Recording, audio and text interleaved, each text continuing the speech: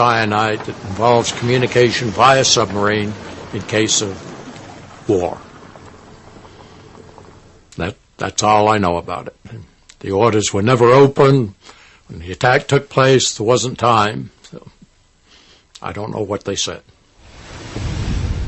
What connection could this mysterious submarine have had with the Liberty? And why was it being discussed a full 2 months in advance of the war? The operation is still so sensitive that we could get no comment from US or Israeli intelligence. Operation Sinai. If I heard about it, I heard so. What was it?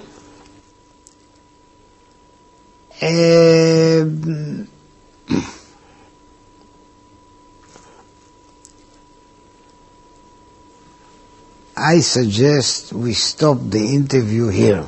What do you say? Why you want it?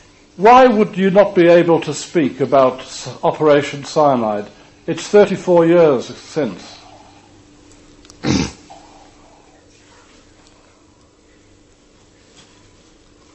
Signature and loyalty to my country. Is it very sensitive? I am built so, and I know exactly what I am able to tell you, and I know exactly where I stop. And here I stop. Operation Cyanide was a joint Israeli-American venture using submarines and other covert-type intelligence-gathering efforts against the UAR. But that has a logical explanation. The explanation is the UAR was totally Soviet-equipped. They had Soviet advisors. The Soviet Union was our arch enemy at the time. And we were concerned in a volatile Mideast situation with the Soviet problem. We were concerned wherever the Soviets showed up. And they had considerable influence in the United Arab Republic. So there were these joint ventures with Israeli intelligence. We were strategic and tactical reconnaissance photo processing specialists. We flew probably 8 missions that day. All bomb damage assessment. All airports in disarray. Lines of aircraft destroyed in place. From what we saw in that film, it was unchallengeable destruction of the enemy. This covert operation was also part of Cyanide. Before the war, the team had secretly been sent to an Israeli air base in the Negev desert. The men wore unmarked uniforms and had no ID, while 4 American reconnaissance planes were disguised as Israeli. There was a hurry-up paint job done to the aircraft to identify them as Israeli aircraft, so that they would be in conformance with normal Israeli markings. No, not one single word of it is true. I don't know what is the man. I don't know. Fantasy. It's a fantasy. He's dreaming. He's making it up. Nothing. They can deny it now. Fine. Take a look at the reconnaissance information that the Israelis have that was published publicly in Time magazine, Life magazine, I think Look magazine. That was our work. The Israelis had no reconnaissance aircraft, and you can't get the detail off of gun cameras that was in those films. If it's true that America was secretly in the war against Egypt, this had to be kept quiet at all costs. Well, the implication would be very serious. I mean, first of all, it means that LBJ and his people around him had been lying to us through their teeth. And that might be a minor matter for most people, but it'd be important to us. But more important, it would mean an American participation in the attack on Egypt. A very serious thing for us to have done. And it would have, finished our relations with the Arab world for a long time to come. As it was, 6 Arab states broke relations with us.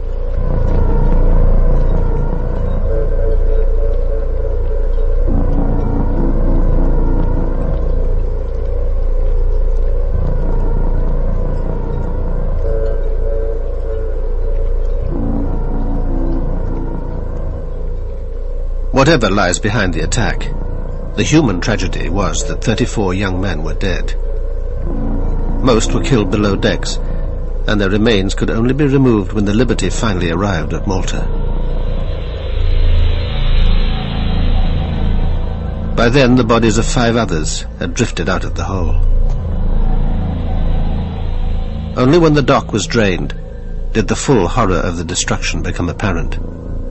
I remember taking that photograph, and I remember seeing parts of bodies in the cables and wiring that were jammed around, especially in the top part. It seemed like on the overhead, a lot of parts of bodies were hanging there. It looked like a meat locker. We had to go down and start cleaning that up. One of the men killed was Alan Blue, the NSA linguist so suddenly sent abroad. His wife didn't even know he was on the USS Liberty. I was sitting in a park in Washington, D.C., having my lunch about 1 o'clock in the afternoon on June 8. It was a beautiful, clear, sunny day. And about 15-20 feet away from me, someone had a radio. Administration handling of the June Arab-Israeli war crisis. And I overheard this report on their radio that an American ship had been attacked in the Mediterranean. And my heart sank. Even though I did not know he was on that ship, I was still very frightened. I picked up my lunch. I went inside to my office. I called NSA, and they said, yes, we've been looking for you.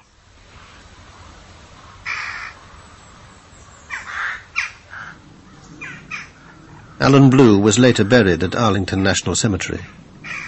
For the previous month, his widow had had to share her house with minders from the NSA. They told her nothing and controlled her contact with the outside world. I think they were anxious to not have any press around us at that time.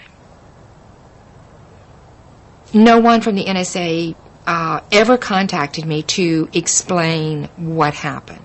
There were many, many people at the service. I'm not sure who they all were. In Malta, meanwhile, the Liberty men were alarmed by the way Admiral Kidd was steering the naval inquiry. He seemed to have made up his mind in advance and was ignoring crucial evidence. I testified about 3 major items that I had witnessed. One was the captain's condition. I also testified about the armor-piercing projectiles that had been sent through our ship. And I also testified about the machine gunning of the life rafts by the Israeli torpedo boats. I testified, like I said, for about 2.5, 3 hours. I didn't know until, I don't remember, months later, that much of my testimony was never recorded. McGonigal had blacked out during the attack, so the chief engineer took command of the ship. Yet the inquiry wasn't interested in what he had to say. I got so peeved off I couldn't see straight. Before it broke up, I stood outside the door and wanted to go in there so that I could get my say in those minutes that were being taken. But he wanted to keep me out of that almost completely. The report was reviewed at the Navy's European headquarters by Merlin Starring, later the Navy's top lawyer. It didn't appear to support Kidd's conclusion that Israel had attacked in error. Well, I simply could not find an evidentiary basis for that conclusion. I had considerable trouble with the record in attempting to, as I read through it, attempting to find the evidence, the testimony, or other evidence that would support some of the findings or opinions or conclusions that the Court of Inquiry had drafted and had reached.